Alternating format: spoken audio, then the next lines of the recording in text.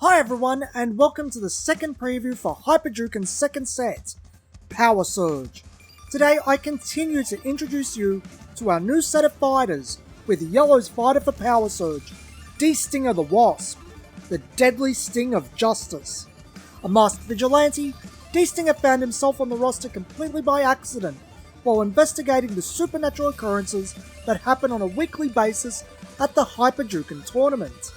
Never a fan of the system, D-Stinger dishes out his own brand of justice to the corrupt, envenoming them with his signature Stinger Shot. D-Stinger's yellow deck was a favourite of playtesting, centering around hit effects, hand disruption, and the new mechanic introduced in Power Surge, Venom tokens. Bait out your opponent's blocks or devastate their hand, then sting them and watch them fade out. Like last time, we start with a signature attack. This time that card is D-Stinger's Stinger Shot, a level 1 special attack with 4 power and precision.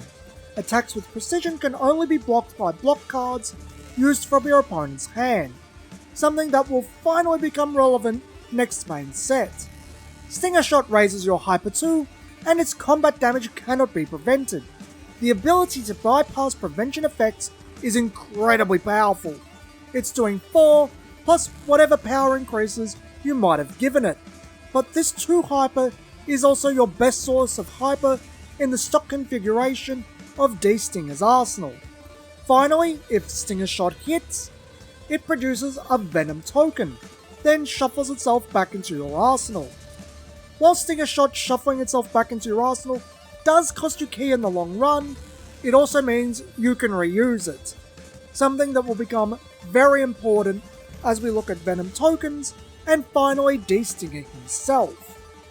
Some animals, such as wasps, are venomous, and this is expressed in Hyper Juken via the Venom tokens.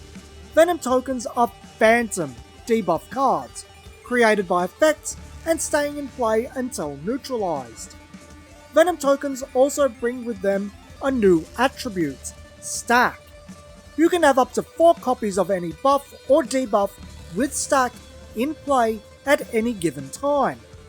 At the end of each turn, every one of your Venom tokens inflicts 1 poison damage to your opponent.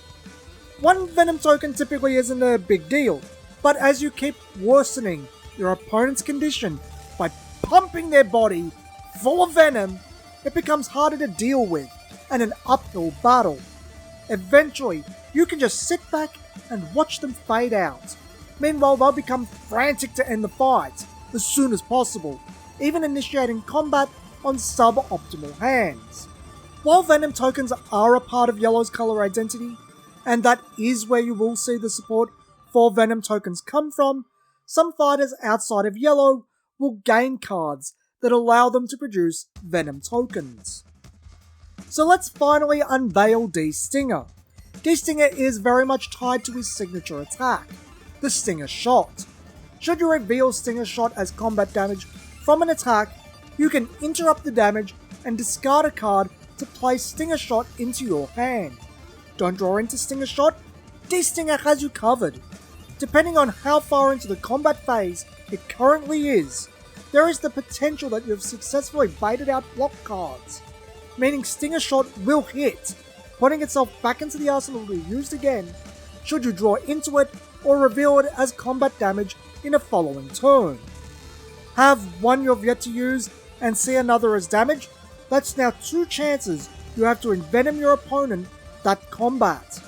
Your opponent would be wise to remember that Stinger Shot is always lying in wait for them. As a hyper fighter, D-Stinger operates very differently, trading in the reactive game plan for a proactive one. Should your opponent become stunned, you can discard a card to search for any card with signature and place it into your hand. Then, during your next action that combat, should you perform Stinger Shot, your opponent must pay key equal to its level to block it with a block card. Finally, should you reach max hyper again, you can pay max hyper to draw 1. As with all light and average fighters, that card advantage is always appreciated, it's forward momentum. D-Stinger's hyper form is all about creating opportunity for yourself, using cards like Dizzying Strike and Yellow's first level 2 attack that you will see soon enough to create that opening for Stinger Shot to hit and start drawing the fight to a close. As you might have seen last set with Elatono's Flying Vampiric Dive and Red's Burst Takedown, putting a cost on blocking can be very effective. You're asking your opponent to either slow down or halt their momentum to block an attack. At times that's too much to ask, and they'll just take it. But Stinger Shot performed this way has far more repercussions for your opponent than either of those attacks did. As said earlier, D-Stinger was a favourite behind the scenes, something that can largely be attributed to his Stinger Shot.